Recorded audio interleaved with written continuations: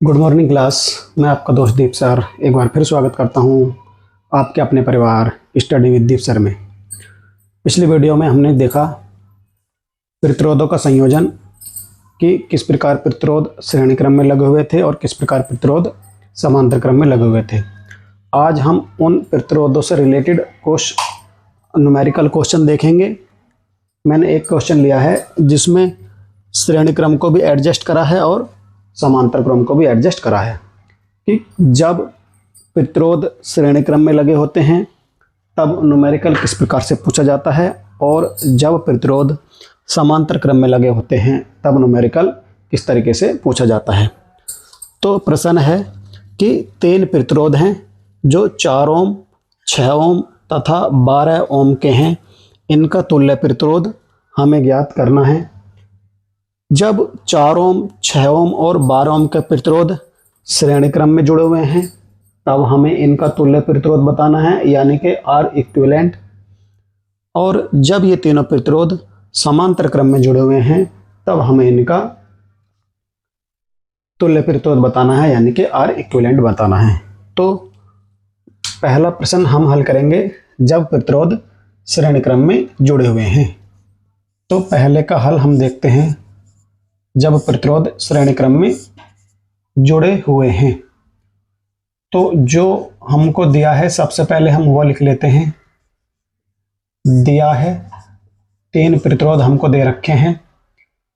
दिया है 3 प्रतिरोध। पहला प्रतिरोध दे रखा तो उसको हम R1 बोल देंगे, क्योंकि प्रतिरोध को इंग्लिश में बोलते हैं रेजिस्टेंस। तो रेजिस्टेंस के प्रथम शब्द R से हम इसको प्रदर्शित करते हैं। पिछली वीडियो में मैंने बता दिया है। तो R1 दिया हुआ है 4 ओम। 4 ओम, ये ओम का निशान होता है। ओम को इस निशान से हम प्रदर्शित करेंगे। R2 बराबर दिया हुआ है, यानी दूसरा प्रतिरोध 6 ओम। 6 ओम हमने लिख दिया। R3 दिया हुआ है 12 ओम, तो हमने इसको 12 ओम लिख दिया। ठीक, यहां तक किसी को कोई दिक्कत? कोई दिक्कत नहीं। अब हम चलते हैं आगे। जब ये श्रेणी क्रम में जुड़े हुए हैं तो लिखेंगे जब प्रतिरोध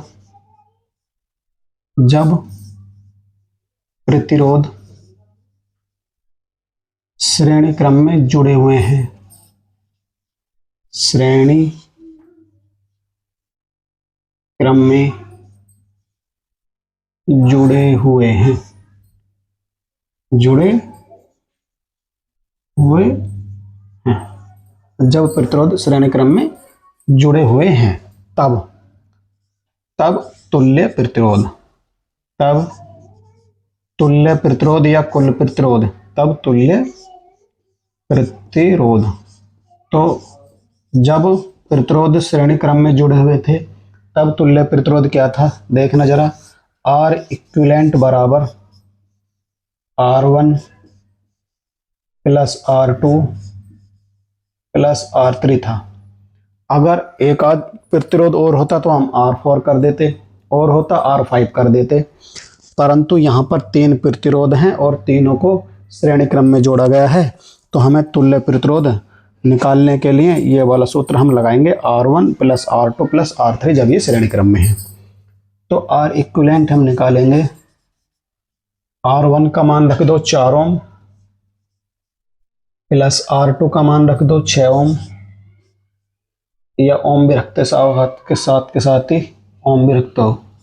4 ओम प्लस R2 का मान 6 ओम और प्लस R3 का मान 12 ओम।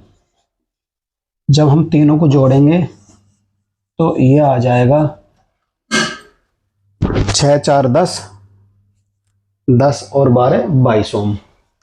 तो ये आ जाएगा 22 ओम। तो जब प्रतिरोध श्रेणी क्रम में जुड़े हुए थे तब प्रतिरोधों का तुल्य प्रतिरोध आया 22 ओम। ये तो था पहला वाला क्वेश्चन। अब जब ये तीनों प्रतिरोध हों और समांतर क्रम में जुड़े हुए हैं तब हम इसको देखेंगे। इसको मैं रफ कर देता हूं। तो जब प्रतिरोध समांतर क्रम में जुड़े हुए हों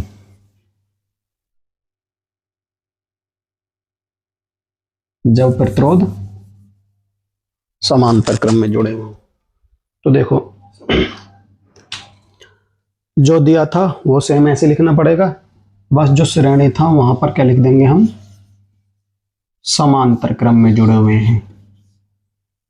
तो जब प्रतिरोध समांतर क्रम में जुड़े हुए होते हैं तब उनका तुल्य प्रतिरोध जब समांतर क्रम में जुड़े होते हैं तो कैसे निकालते हैं, तो बटे में चले जाती हैं चीजें। 1/R बराबर 1/R1 प्लस 1/R2 और प्लस 1/R3। बटे में चीजें चली जाएंगी, तो बटे में चली गई। इन वाले सूत्र का ये हम यूज करेंगे समांतर क्रम में, कल भी मैंने बताया था। अब हम इसको निकाल देंगे, मान रख देंगे। 1/R बराबर हो जाएगा साहब 1/R1 का मान रख दो 4 प्लस 1/R2 का मान रख दो 6 और प्लस R3 का मान रख दो 1/12। अब हम इनको जोड़ देंगे। जोड़ते कैसे हैं जरा देखना। 1/R बराबर, इनका ऐसे लेते हैं जो नीचे होता है 4 6 12, हमें इनका लेना पड़ेगा लैसा यानी लघुत्तम समापवर्तक। लघुत्तम समापवर्तक कैसे लेते हैं, अगर हम ये देखते हैं कि बटे में अगर ऐसी संख्याएं चल रही हैं कि छोटी संख्याओं से बड़ी संख्या कट रही है तो बड़ी संख्या लैसे हो जाती है, और नहीं तो फिर वो भाग विधि से हम निकाल कर देख लेते हैं। यहाँ पर देखो बड़ी संख्या क्या है 12, तो 12 4 से कट रही है, हाँ 4 तिया 12। 12 6 से कट रही है, हाँ 6 दूनी 12।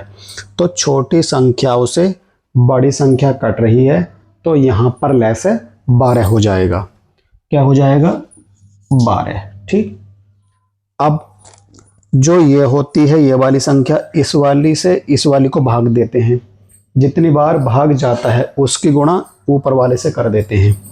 तो जब 4 से हम भाग देंगे तो 3 बार जाएगा और 3 का पहाड़ा हम इसमें पढ़ देंगे, यानी 3 की गुणा हम ऊपर वाले से कर देंगे तो 3 ही का ना 3। जो निशान होता है वो यहीं पर ऐसा लगा देंगे।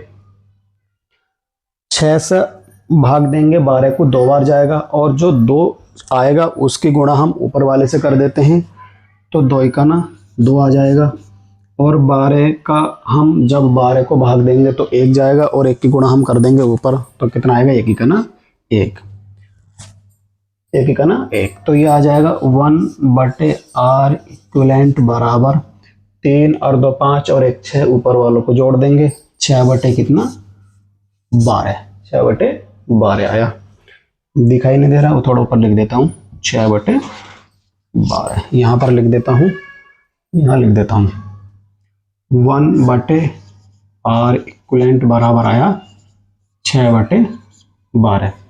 परंतु हमें 1 में थोड़ी ना मान चाहिए तुल्य प्रतिरोध का, हमें तो तुल्य प्रतिरोध का मान चाहिए। तो इसको उलट देंगे, यानी उलटने से मेरा मतलब है पलट देंगे। नीचे जो हर है उसको अंश बना देंगे और जो अंश है उसको हर बना देंगे। तो R बराबर यह हो जाएगा 12/6। इसके बटे में 1 आएगा तो बटे में हम 1 लिखते नहीं हैं, तो 6 का ना 6, 6 दूनी 12। तो R बराबर आ जाएगा 2/1 यानी के 2। तो जब समांतर क्रम में था तब हमारा प्रतिरोध आया था 22 तुल्य प्रतिरोध, और जब समांतर क्रम में है तब प्रतिरोध आया 2 ओम।